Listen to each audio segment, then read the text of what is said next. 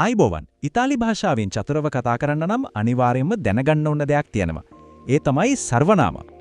අපි අද මේ විග්‍රහයෙන් බලමු මේ සර්වනාම හරියටම පාවිච්චි කරන්නේ කොහොමද කියලා. බොන්ජෝර්නෝ. ඉතින් අපි ඉතාලි සුබ පැතුමකින්ම පටන් ගමු නේද? මේ කතාව අවසන් වෙද්දී ඉතාලි වාක්‍යයක් හදාගන්න ඕන කරන අත්තිවාරයම ගැන හොඳ අදහසක් අනිවාර්යෙන්ම ලැබිලා තියෙවි. හරි, එහෙනම් අපි කෙලින්ම කතාවට බහිමු. බලන්න ඕනෑම භාෂාවක වාක්‍යයක් කියන්නේ පොඩි කතාවක් වගේ තමයි. ඉතින් ඒ කතාවේ ප්‍රධාන චරිතයක් ඉන්න ඕන නේද? ඒ කියන්නේ කවුද කියන කෙනා. ඊට පස්සේ ඒ කෙනා මොනවද කරන්න කියලාත් කියන්න ඕන. අපි මුලින්ම බලමු මේ කවුද කියන කොටස ගැන. ඔව්, මෙන්න මේ කවුද කියන කෙනාට තමයි අපි කර්තෘ කියලා කියන්නේ. ඒ කියන්නේ ක්‍රියාව කරන කෙනා. සරලවම කිව්වොත් අපේ වාක්‍යයේ කතාවේ ප්‍රධාන නළුවා එහෙම නැත්නම් නිලිය තමයි මේ. හරි, එහෙනම් මෙන්න එනවා අපේ කතාවේ ප්‍රධාන නළු නිලිකැල. මේවට තමයි අපි කියන්නේ කර්තෘ සර්වනාම කියලා.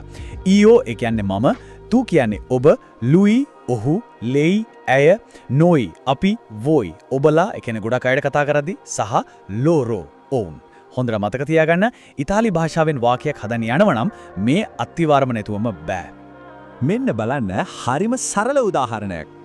ඊයෝ සෝනෝ රුවන්. මෙතන ඊයෝ කියන්නේ කර්තෘ. ඒ කියන්නේ මම. සෝනෝ කියන්නේ වෙනවා කියන ක්‍රියාව. ඉතින් ඊයෝ සෝනෝ රුවන්. මම රුවන්. හරිම ලේසි නේද? කොන්දයි. අපි දැන් තව උදාහරණ ටිකක් බලමු, විශේෂයෙන්ම බහුවචන.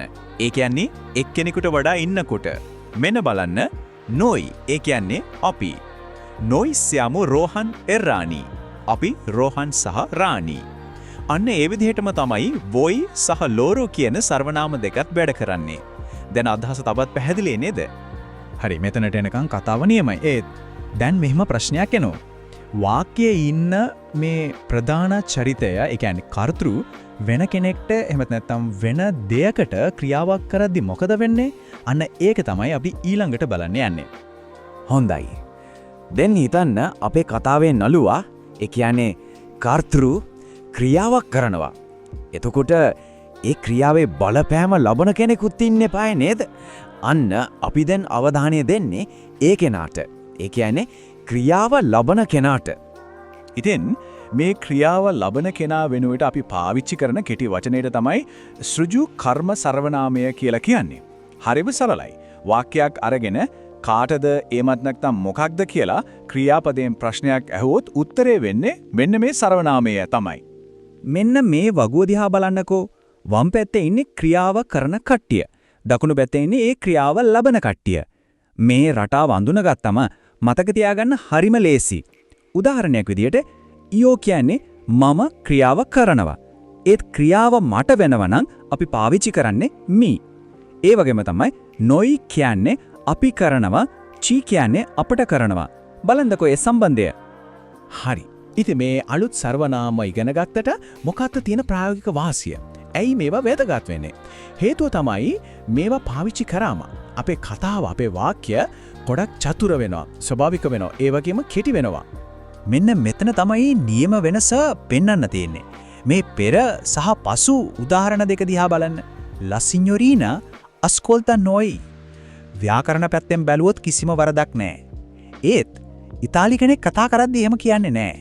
එයාලා කියන්නේ ලා සිඤ්ඤොරීනා චි අස්කොල්තා කියලා. තේරුම නම් දෙකේම එකයි. කාන්තාව අපට සමන් දෙනවා කියලා. ඒත් දෙවනි එකේ තියෙන ගලා යාම, ඒ ස්වභාවික බව, අනේ ඒකයි වැදගත්. හරි, අපි තව උදාහරණ ටිකක් බලමු මේක හොඳටම තහවුරු කරගන්න. මෙන්න පළවෙනි එක. රුවන් වී කොනෝෂේ. ඒ කියන්නේ රුවන් ඔබලාව දන්නවා. මෙතන වී තමයි පාවිච්චි වෙන්නේ. ඊළඟට ඒෝ ටී ඕ විස්ටෝ. මම ඔබව දැක්කා. මෙතන ටී තමයි යෙදিলা තියෙන්නේ. දැන් පේනව නේද විවිධ සර්වනාම වාක්‍ය ඇතුලේ වැඩ කරන විදිහ? හොඳයි. අපි දැන් තව ටිකක් ඉස්සරහට යමු. මේක තමයි තවත් නියම කෙටි ක්‍රමයක්. ඉතාලි භාෂාවේ හරිම සුලභ දෙයක් තමයි මේ ක්‍රියාපදයයි සර්වනාමයයි දෙකම එකට අමුණලා එක වචනයක් වගේ පාවිච්චි කරන එක. මේක කරන විදිය හිතනවට වඩා හරිම ලේසි. බලන්න, පියවර 3යි තියෙන්නේ. පියවර 1 අනන්ත ක්‍රියාපදය ගන්න. උදාහරණයක් විදියට සලුටාරේ. ඒ කියන්නේ ආචාර කරනවා.